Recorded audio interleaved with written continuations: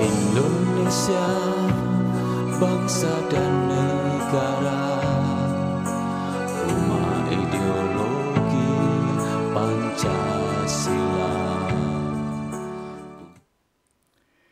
Bismillahirrahmanirrahim. Pemirsa tercinta yang dirahmati Allah, Tuhan yang Maha Esa, bersua kembali di kanal Hikmatologi, serial mengajak diri kita masing-masing berpikir dalam monolog sederhana untuk kian melembut, cerdas, dewasakan hati nurani berdasar kitab suci agama kepercayaan yang kita yakini.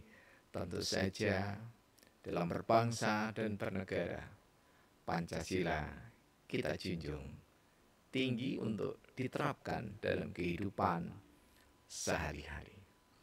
Pemirsa, masih meneruskan monolog sederhana kita tentang ketahanan nasional yang kita kait-gerindankan dengan zikir mutahajjid, ahli-ahli tahajud di malam hari.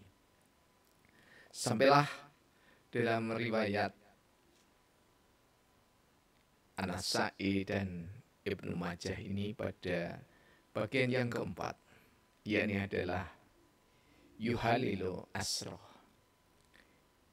Kita diteladankan oleh Rasulullah Muhammad SAW untuk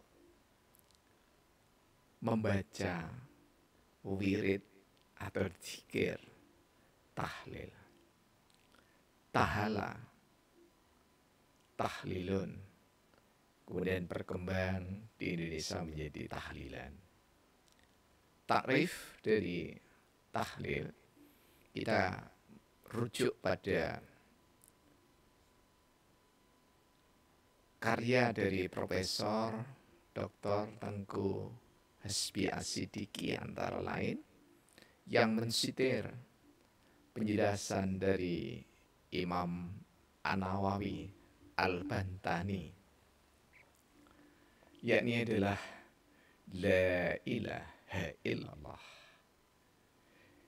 Kemudian jika kita mencoba untuk menelusuri sejumlah tafsir tentang ayat kursi, maka kita bisa sampai simpulan yang selaras padan, bahkan secara hakikat sama, yakni adalah pengakuan La ilaha illahu, pengakuan bahwa tidak ada ilah, tidak ada sesembahan kecuali Allah. Kita ingat bahwa di dalam kosakata modern Arab adalah dia. Kemudian di dalam bahasa Inggris ditranslate menjadi he, sehingga dikesankan bahwa Allah itu maskulin.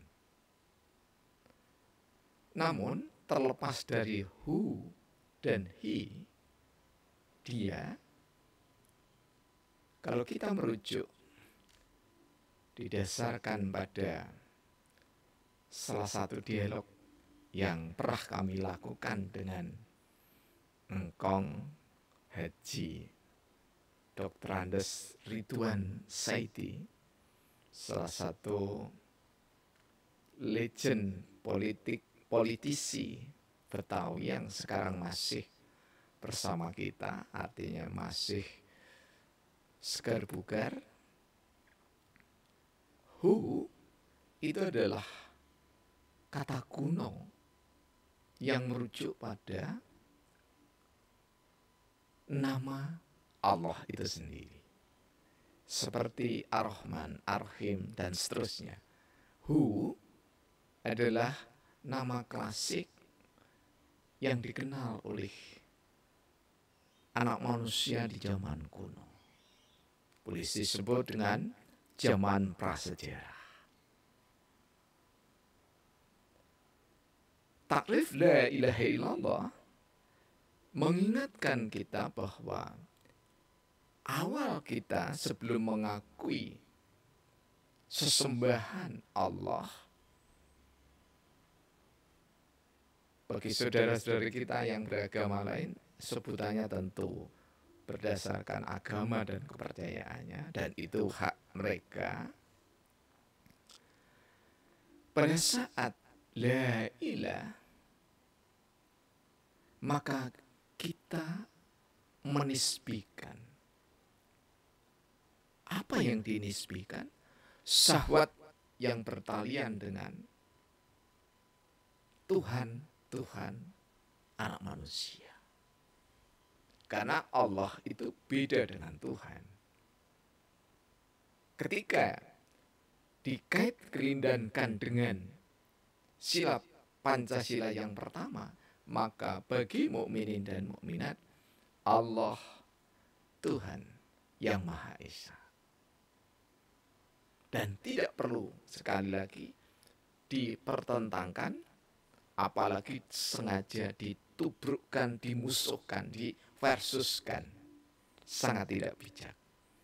Karena Pancasila itu sekali lagi berasal dari ijtihad politik para ulama, pemikiran puncak atau mahkota pemikiran dari tokoh-tokoh bangsa yang memadu menjadi satu kesatuan tunggal.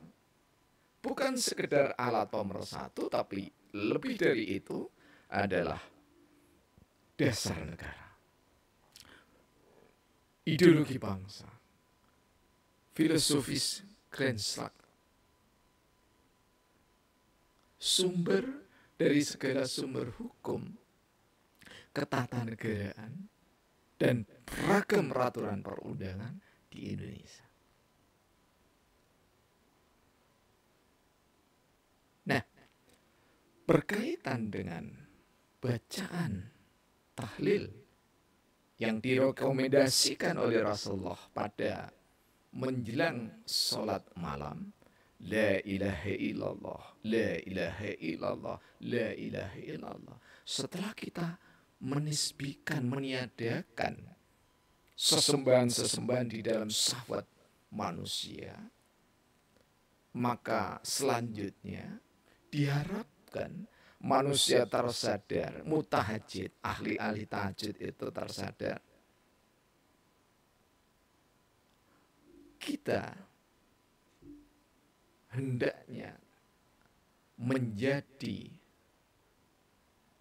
hamba yang mengisbatkan. Jadi habis menafikan itu mengisbatkan, menyediakan diri ila Allah, menyediakan diri bahwa yang kita sembah hanyalah Allah.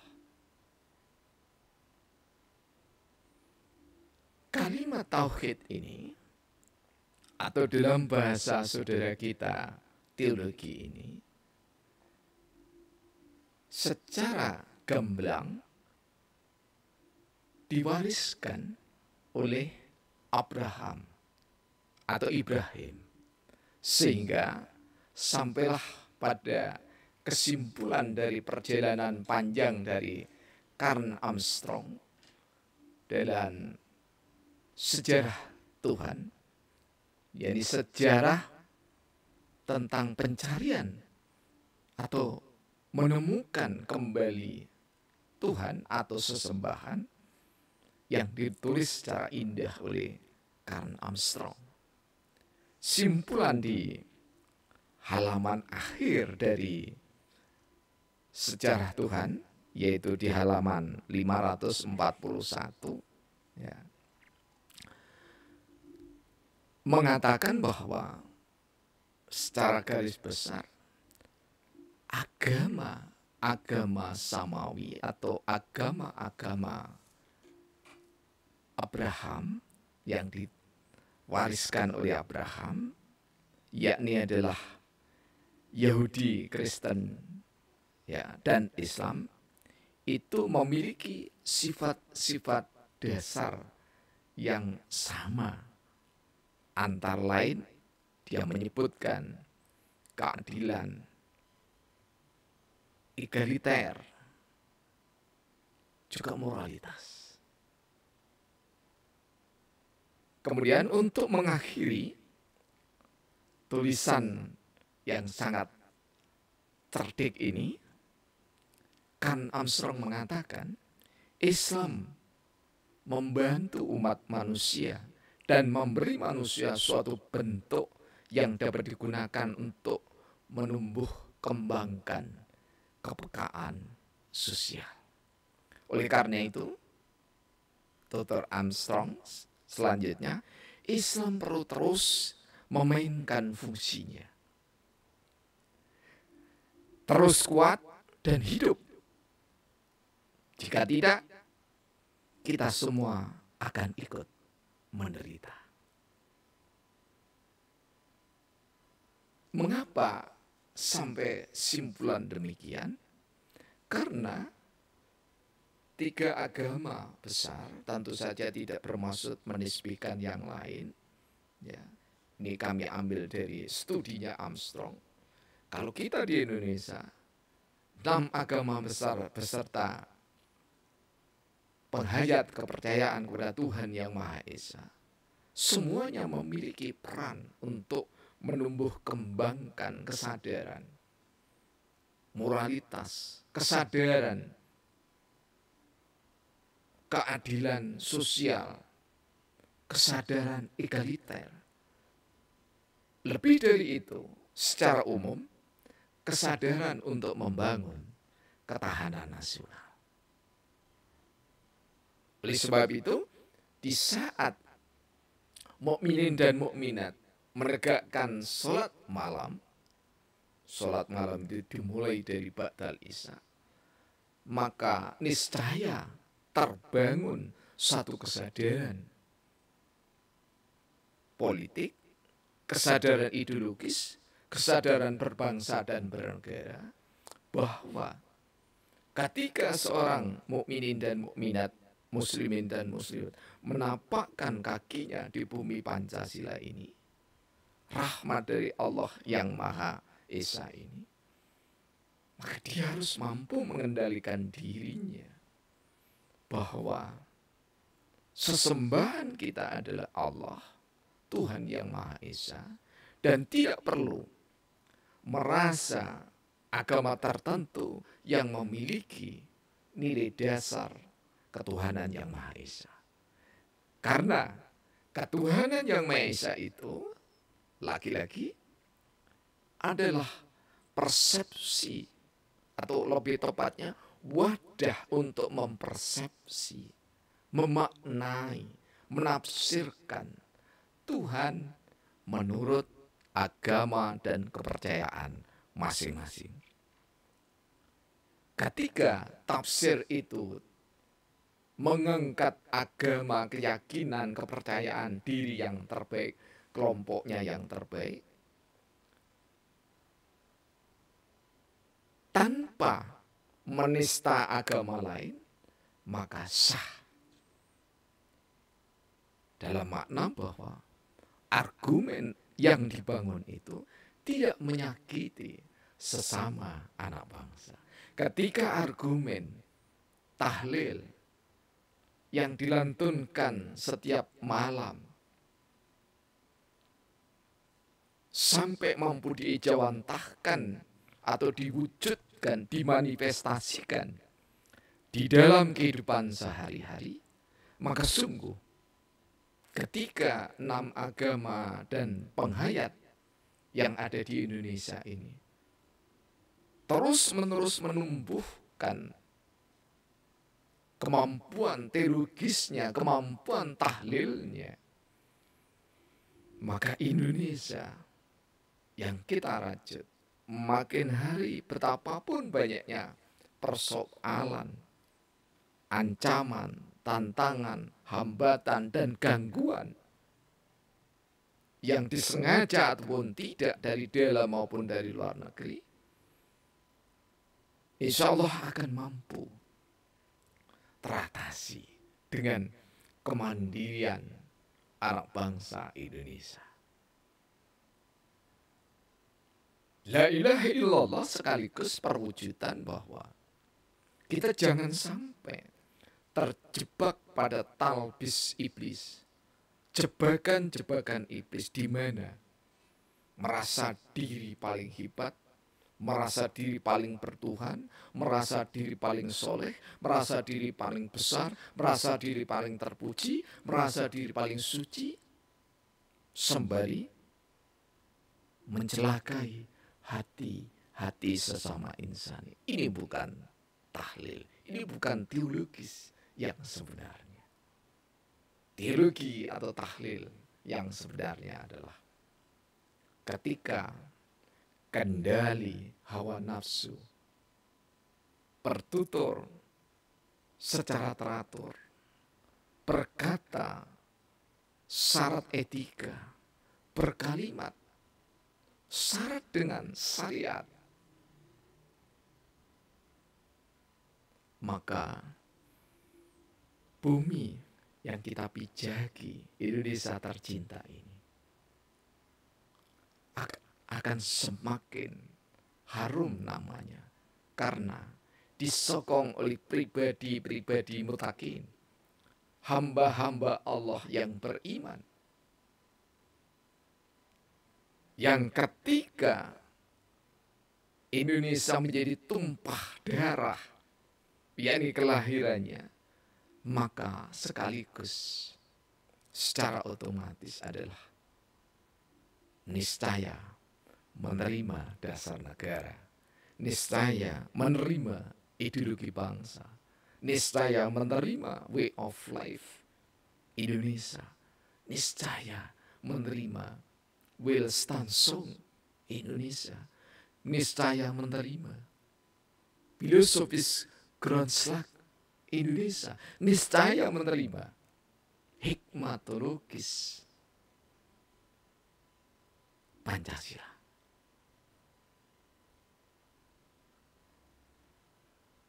Ketika kita mengkait kelindankan, mentali hubungkan, menyatu padukan nilai religius dengan nilai Pancasila, karena kita memang tersadar bahwa nilai di antara keduanya adalah satu kesatuan tunggal. Digali dari bumi Indonesia, digali dari bumi Nusantara, yang menjadi fondasi sekaligus mahkota luhur untuk kita wujudkan dalam keseharian berbangsa dan bernegara. Semoga dengan tahlil, dengan teologi yang kita miliki masing-masing anak bangsa, menjadi kekuatan pilar penyangga ketahanan nasional Republik Indonesia atau Negara Kesatuan Republik Indonesia. Semoga melecut hati sanubari kita, kian hari semakin kita mencintai agama dan kepercayaan yang kita peluk. Sekali lagi tanpa menista dan sembari terus-menerus, tak bosan menggali, terus menggali, menginovasi, mengaktualisasi esensi untuk diterapkan sehari-hari dari Pancasila itu sendiri. Semoga bermanfaat. Terima kasih. Tuhan senantiasa memberkahi kita semuanya. Alhamdulillahirabbil alamin.